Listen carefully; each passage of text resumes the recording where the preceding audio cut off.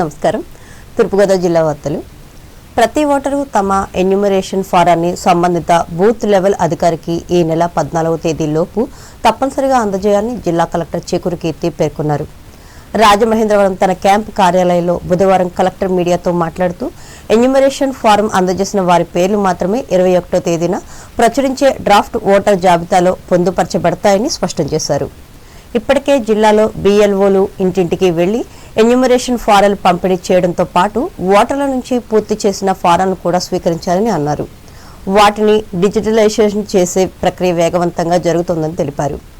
ఇప్పటి వరకు ఫారం అందరి వారు వాటిని పూర్తి చేయడంలో సందేహాలు ఉంటే వెంటనే సంబంధిత BLOను సంప్రదించాలని సూచించారు. ప్రస్తుతం ప్రతి ఓటర్ వివరాలను 2002 ఓటర్ జాబితాలో మ్యాపింగ్ చేస్తున్నామని చెప్పారు. ఒకవేళ ఆ జాబితాలో మ్యాపింగ్ కాకపోతే నో మ్యాపింగ్ గా నమోదు చేస్తారని వివరించారు.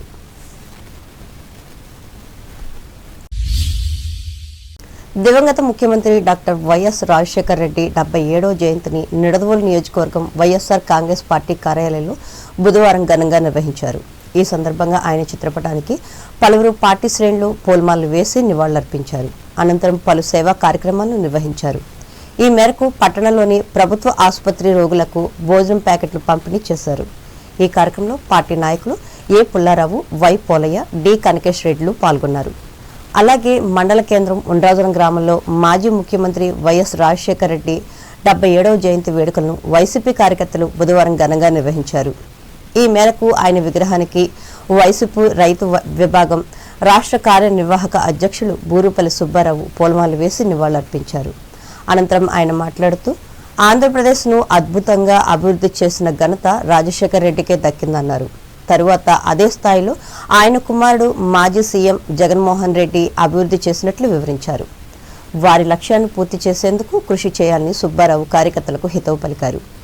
ఈ కార్యక్రమంలో పార్టీ అనుబంధ కార్మిక సంఘం నియోజకవర్గ అధ్యక్షుడు ఎన్ శ్రీనివాస్, మండల శాఖ అధ్యక్షులు గంధం వెంకట మునేశ్వరరావులు, నాయకులు బి సుధాకర్లు పాల్గొన్నారు.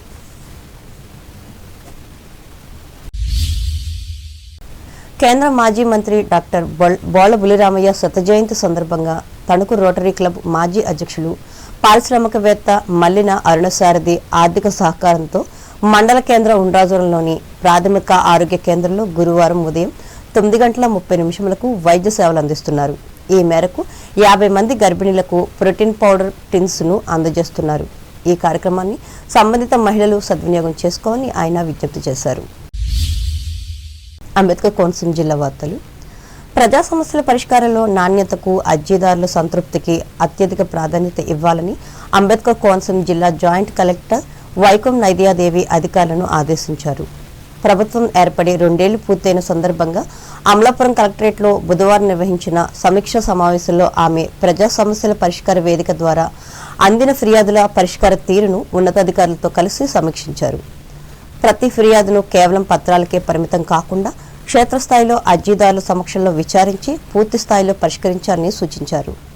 అరకొర పరిష్కారాలతో అర్జీలను మూసివేయకుండా శాశ్వత పరిష్కారానికి చర్యలు తీసుకోవాలని స్పష్టం చేశారు.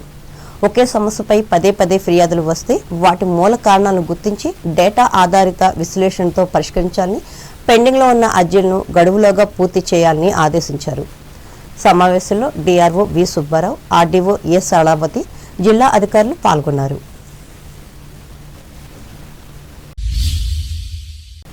ప్రత్యేక అవసరాలు గల విద్యార్థుల అభివృద్ధి సంక్షేమానికి రాష్ట్ర ప్రభుత్వం అత్యంత ప్రాధాన్యత ఇస్తుందని పి గన్నవరం ఎమ్మెల్యే గిడ్డి సత్యనారాయణ అన్నారు. పి గన్నవరంలోని ఆయన క్యాంపు కార్యాలయంలో పాఠశాల విద్యాశాఖ ఆధ్వర్యంలో నిర్వహించిన ఉచిత ఉపకరణాల పంపిణీ కార్యక్రమంలో ఆయన ముఖ్య అతిథిగా పాల్గొని విద్యార్థులకు TLM కిట్లు, హీరింగ్ ఎయిడ్స్, వీల్ చైర్లు తదితర ఉపకరణాలను పంపిణీ చేసి మాట్లాడారు. కూటమి ప్రభుత్వం అధికారులకు వచ్చిన తర్వాత దివ్యాంగులు, ప్రత్యేక అవసరాలు గల విద్యార్థుల సంక్షేమం కోసం అనేక కార్యక్రమాలు అమలు చేస్తుందని అన్నారు. నియోజకవర్గంలోని 4 మండలాలకు చెందిన 68 మంది విద్యార్థులకు అవసరమైన ఉపకరణాలను అందజేసినట్లు తెలిపారు. భవిష్యత్తులో కూడా వారికి అవసరమైన సహాయ సహకారాలు అందించేందుకు ఎల్లప్పుడూ అందుబాటులో ఉంటారని హామీ ఇచ్చారు. అనంతరం వైద్య చికిత్స కోసం ఆర్థిక సహాయం అవసరమైన ఓ దివ్యాంగ బాలుడికి 10,000 ఆర్థిక సహాయాన్ని ఎమ్మెల్యే అందజేశారు. ఈ కార్యక్రమంలో ప్రజాప్రతినిధులు, ప్రభుత్వ అధికారులు, కూటమి నాయకులు, విద్యార్థుల తల్లిదండ్రులు పాల్గొన్నారు.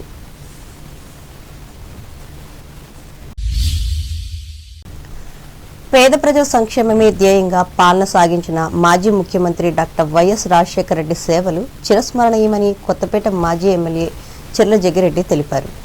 రావులపాలెం వైఎస్ఆర్ కాంగ్రెస్ పార్టీ క్యాంప్ కార్యాలయంలో బుధవారం వైఎస్ రాజశేఖర రెడ్డి గారి జయంతి వేడుకలను ఘనంగా నిర్వహించారు. ఈ కార్యక్రమానికి ముఖ్య అతిథులుగా మాజీ మంత్రివర్యులు గొల్లపల్లి సూర్యారావు, నియోజకవర్గ పరిశీలకులు పాటి శివకుమార్, చెర్ల జగ్గిరెడ్డి రాజశేఖర్ విగ్రహానికి పూలమాల వేసి ఘనంగా నివాళులర్పించారు. అనంతరం ఇద్దరు వికలాంగులకు వీల్ చైర్లను పంపిణీ చేయడంతో పాటు పలువురు నిరుపేదలకు దుప్పట్లు అందజేశారు. అలాగే వారికి అల్పాహారం ఏర్పాటు చేశారు. ఈ సందర్భంగా చెర్ల జగ్గిరెడ్డి మాట్లాడుతూ పేద ప్రజల సంక్షేమమే ధ్యేయంగా పాలన సాగించిన మహానేత డాక్టర్ వైఎస్ రాజశేఖర రెడ్డి సేవలు చిరస్మరణీయమని అన్నారు. ఈ కార్యక్రమంలో పార్టీ నాయకులు, ప్రజాప్రతినిధులు, వివిధ అనుబంధ విభాగాల నాయకులు, కార్యకర్తలు, అభిమానులు పాల్గొన్నారు.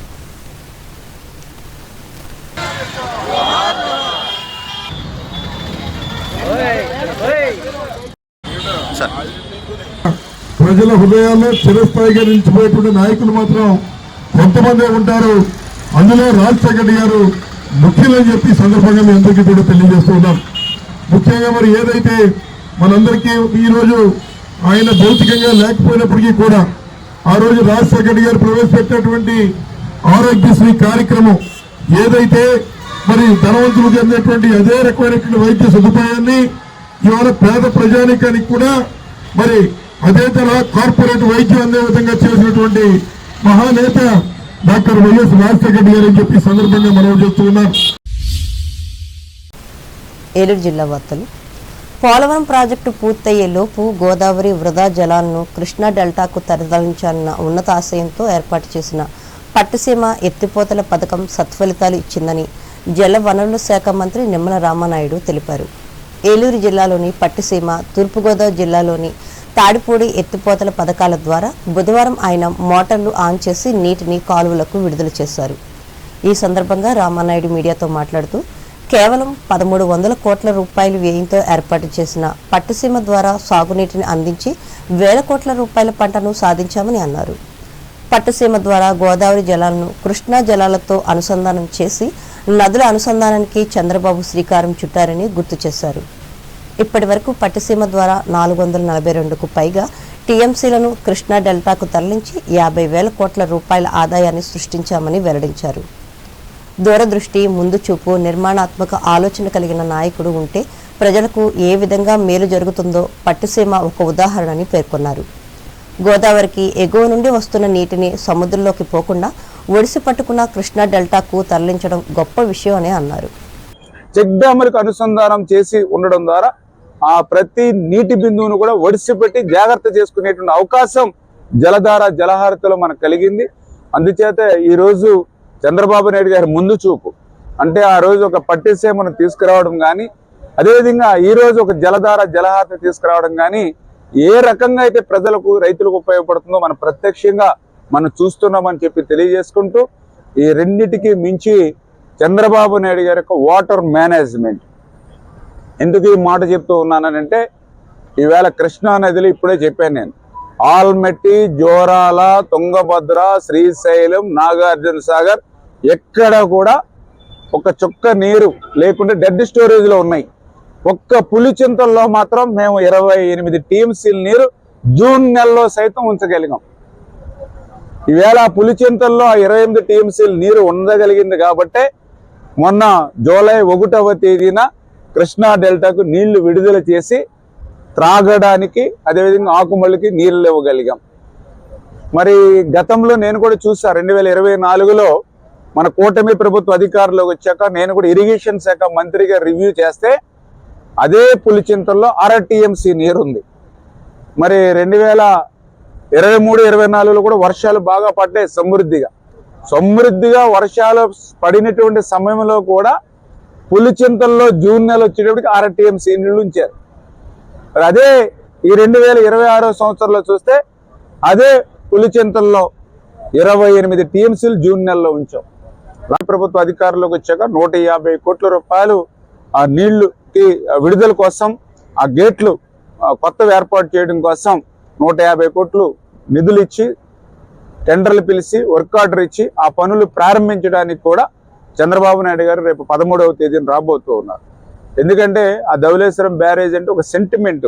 ఈ కార్యక్రమంలో జిల్లా కలెక్టర్ కె విట్రిసెల్వి, జిల్లా joint collector MJ Abhishek Goud, ఎమ్మెల్యేలు Chirri Balaraju, Muppidi Venkateswara, Maddipati Venkataraju, TRICOR chairman Varagam Srinivas, RDO MV రమణలు పాల్గొన్నారు. వార్తల గురించి ముందు ముఖ్యాంశాలు మరోసారి. భీమవరం అన్న క్యాంటీన్ను ఆకస్మికంగా తనిఖీ చేసి నాణ్యతను పరిశీలించిన ఎమ్మెల్యే పులపర్తి, వెంట ఉన్న తెలుగుదేశం జనసేన నాయకులు. భీమవరం కాంగ్రెస్ కార్యాలయంలో రాజశేఖర్ రెడ్డికి నివాళులర్పించిన పార్టీ జిల్లా అధ్యక్షులు సీతారాం, కార్యకర్తలకు మిఠాయిలు పంచిన నాయకులు. స్వచ్ఛ నిధుల ద్వారా చేకూరుతున్న ప్రయోజనాలను ప్రజలకు వివరించాలి, అధికారులకు సూచించిన తణుకు ఎమ్మెల్యే ఆరిమిల్లి.